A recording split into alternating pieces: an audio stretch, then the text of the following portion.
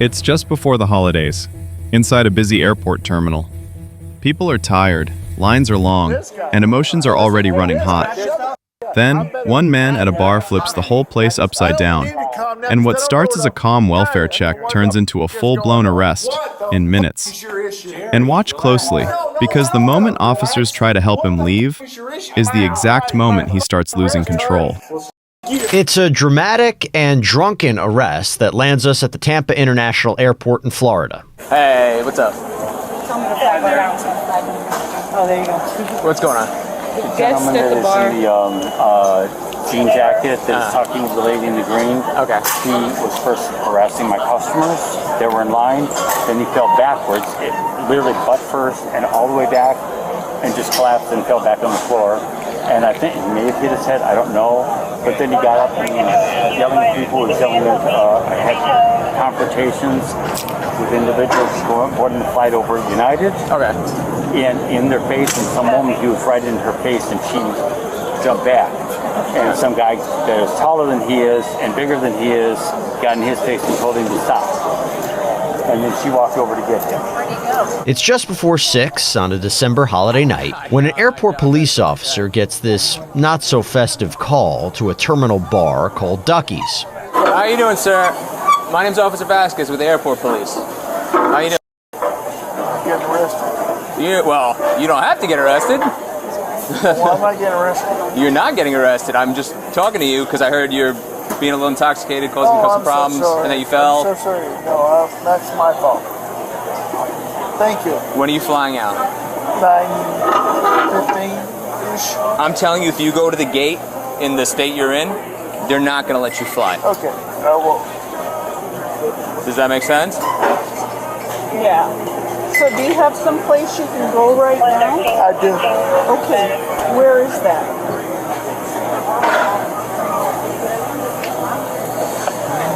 I don't know. Do you have your telephone? Could you look it up? Do you know him? Yeah. I We've probably been all could. sitting Okay. here. Yeah. Get your phone. You're going to be okay. This nice lady you see here in the green takes it upon herself to help the man in blue call for a ride home. When he sees a picture of his daughter on his phone, the man breaks down in tears. Okay, honey, don't cry. Put your password in there. After a minute of trying to figure out who to call, the officer begins to take matters into his own hands. What flight are you flying, sir? You're the guy. What happened? You're the guy. I am the guy. You're What's your the flight? guy. I can fly like 9:15. No, what airline? JetBlue. Oh, JetBlue. No, you're not U.S. So you're the guy. I'm gonna go lay down somewhere. You're the guy. I got nobody to call. I got you. So, this is my concern. I understand. I'm going to leave, Yeah. and then I'm going to get another call, No. and then I'm going to have to come back here. No, you're not going to get another call. I promise you that. I'm going to go lay down somewhere. I've been there. You're good? Another man shows up to the party, telling officers he's been trying to help the man in blue simmer down, working as a mediator between a few people at the bar. He later hints to officials that he thinks this guy has PTSD. When the officer starts asking the ducky-drunky more questions, things start to get a little ugly. Obviously, you've had a couple drinks. What I'm saying is, I've had more than a couple drinks. yeah, I can tell. I'm just saying. But I'm better. He's fine. Than you. Hey, don't walk up on listen. anybody. Don't walk up on anybody. Don't Walk up on We're gonna listen. We're gonna I'm ask you. better than you on any We're gonna ask you to day. come back to the main terminal. You're going back to the main terminal, my friend. And we'll go get JetBlue and a ticket. Yeah, And they'll- yeah. No, this guy. So listen. This guy. Shut up. I'm better than that guy. Yeah, my man. Grab your stuff. There's two ways you're gonna go back, either in handcuffs or you're gonna walk back. Which one are you gonna do? No, you. Oh, okay. You. All that TF on communication with the driver. Let me go. Nope. He's pulling away. Yeah, this Hey, guy's gonna. dude, put your hands behind your he's gonna back. refuse phone Put your calls. hands behind your back, man. Put your hands behind your back. Multiple officers are forced to cuff the guy. They collect his things and eventually start walking out of the airport terminal. The officers ask the man if he has an ID, and after not one, but 4 times asking, the main officer in charge gets a hold of his license. Can you read on a South Carolina driver's license by number? The officer learns the man in blue is from South Carolina, and his name is Jerry. Unhappy with his not-so-sober situation, Jerry begins to mouth off. You'll see. I don't care. Yeah. I don't care. Mommy, listen, man, we're gonna get you some help. You just need to calm down. I don't need to calm down because I don't know where the I am. I mean, what the is going on? Okay. That's part of the problem, that you drank so Yeah, much. I know that. I'm not drunk. You want to just go take him down the elevator? I'm not drunk. Yeah, it's because we been can't take the stairs. 14 hours. We definitely can't take the stairs. 14 hours. 10.143. Oh, excuse me, guys. Excuse me. Why the am I still dreaming? 14 hours.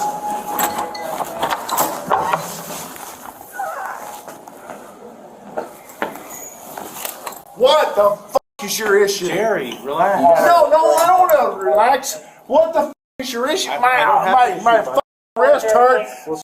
You. Man, Let's kill me. Ouch. Kill me. With 2 officers escorting him in and the main arresting officer by his side, Jerry is brought inside an airport elevator. Seems like things are going okay. Well, until... Hey! Okay. All right, now you're under arrest. All right. I got leg shackles. Arrest me. What is that? With anyone? My man! Put him on the ground. Yeah, put him on the ground. Yeah. You go with me. I'm gonna switch it to 1. Jerry gets double restrained, and the crew makes it to the bottom floor for transport. Except Jerry doesn't make it easy for officers. He plays dead, or pretends he's asleep. Whatever he's doing, he's playing games with the officers. Prisoner in custody. He's like squinting. He's breathing. It looks like he's pretending to not be conscious, but he's breathing, moving his eyes. Yeah, 10-15 for badly. No, he's not gonna let him kick nobody else. You're gonna take me in pieces. We're in the truck court. Is he by the loading dock? Pieces. He's fucking half white. I don't want to relax. Because you're a halfway. I didn't do anything. Jerry, it's over. Jerry, it's over, brother. You're making it worse. Please walk inside the door. Well, stop struggling so it doesn't... I didn't do anything. You kicked me, Jerry. That wasn't necessary. Oh, you're a fucking Elevator Well, 14 over. that's besides the point. Whether he is or he isn't, you're going to kick him. You can come here. You can come here. You need to man up. We're 10 feet. Own up. You're just Man up. shackled on. Trying to kick us still. You're good. Let me go. Grab the Yeah. hammer. Yeah. Yeah. I'm good. I got him. Let me go. Jerry, if you stop kicking us, we have no problem letting you go. But you're still. Hurt anybody. You just kicked me, bro. Come on. If I hurt you by kicking Yeah, you, we're just... you're Yeah, right there, Griff. Right there. let me go. Let me go. I hear you. I already heard you. I'm taking you. You take me, you uncomfortable. We will. I'm gonna go get his car and pull it up here. I'm taking you, Jerry. There's only one way to go. The cars are down here. Anyway, I will go other way than that. There's no way we can go any other way. No, there's other ways. There is no other way. There is other ways. There is no other way. Shut up. There's other ways. Oh, Jerry. After 3 minutes of what feels like a game of cat and mouse, Jerry, sans Tom, finally agrees to get up. Jerry, ready? You're gonna help us get you up? Ready? On your butt. 1, 2, 3.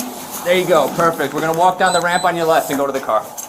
And off Jerry goes, walking in the rain to the squad car, huffing and puffing along the way. I don't know how the fuck I did this. Of course, and on brand, he's not making things easy for officers. Give me a second, and I will help you. Give me a second, I will help you. All right. Then put your leg All in. right, give me a second, I will help you. Then move your foot. Let's go. Give me a second. But eventually, he is strapped in, You're a secured, Cut it out. Don't you bite him. Don't you bite him. and sent off to the local police station to be booked for disorderly conduct. Just shut the goddamn door. I'm not going to do anything.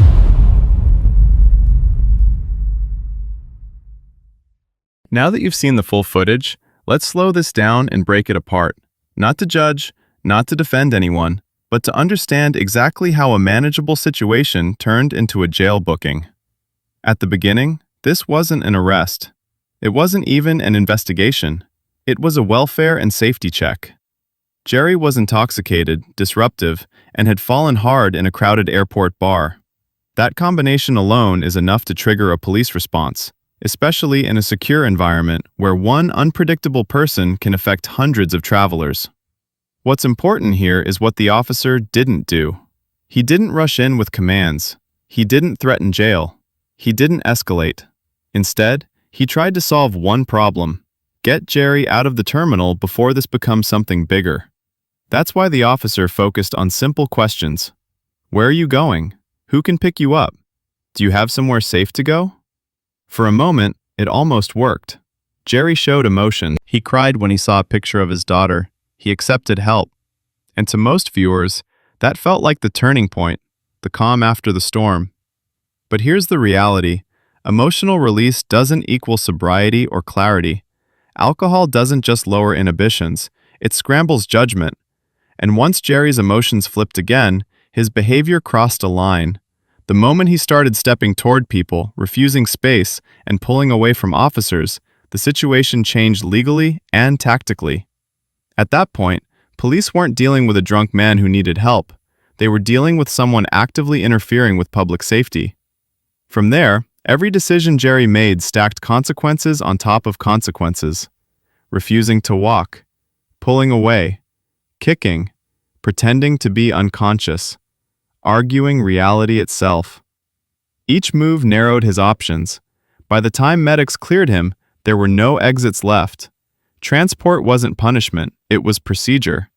And the final outcome wasn't sudden, it was built step by step.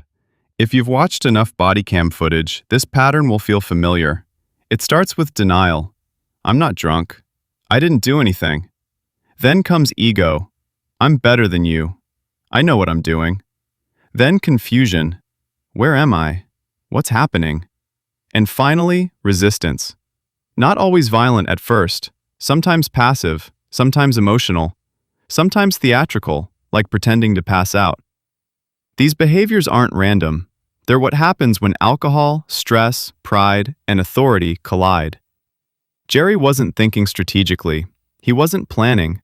He was reacting, moment to moment, without seeing the long-term consequences. And that's why this case matters. Because nothing here required a criminal mindset to begin with. One night, too much alcohol, a public place with zero tolerance for unpredictability. That's all it took. Some viewers will ask, why didn't the police just let him cool off? Why escalate to cuffs? The answer is location. An airport is not a sidewalk. It's not a bar downtown. It's a controlled environment where disorder isn't just annoying, it's dangerous. Once Jerry showed he couldn't follow basic instructions, officers had to think ahead. What happens if he approaches another passenger? What happens if he reaches security? What happens if he falls again and actually gets hurt? Cuffing wasn't about punishment, it was about containment and prevention. And when Jerry resisted physically, officers had no legal or practical choice but to restrain him further. At every stage, they explained what they were doing. They gave choices when possible, and they called medical professionals when Jerry claimed distress. That's why this footage is less about force and more about loss of control. The most important moment in this entire video isn't the takedown. It isn't the leg shackles. It isn't the rain walk to the squad car. It's earlier. It's the moment Jerry was offered a simple exit. Leave the terminal. Get a ride. Sleep it off. That was the last off-ramp. Everything after that happened because Jerry refused to accept reality as it was and tried to replace it with the version he wanted. And that never works in real life, especially not in public, especially not around alcohol, and especially not when authority gets involved. This video isn't about villains or heroes. It's about choices under pressure and how fast those choices stack up. Most people watching this will never end up in a situation like this, but many people will recognize parts of it. A night that went too far, emotions you couldn't shut off, a moment where pride took the wheel. The takeaway isn't don't drink. It's this. When someone in authority gives you a clean exit, take it. Because once control shifts away from you, you don't get to negotiate the process anymore. If you appreciate breakdowns like this, neutral, factual, and focused on understanding what really happens, consider subscribing. These videos aren't about picking sides. They're about learning from real encounters caught on camera. And every week, we break down another moment where one decision changed everything. In the next video, we'll look at a case where officers tried even longer to de-escalate, and the outcome was completely different. Same alcohol, same resistance, but one key decision changed the ending. You won't want to miss that one.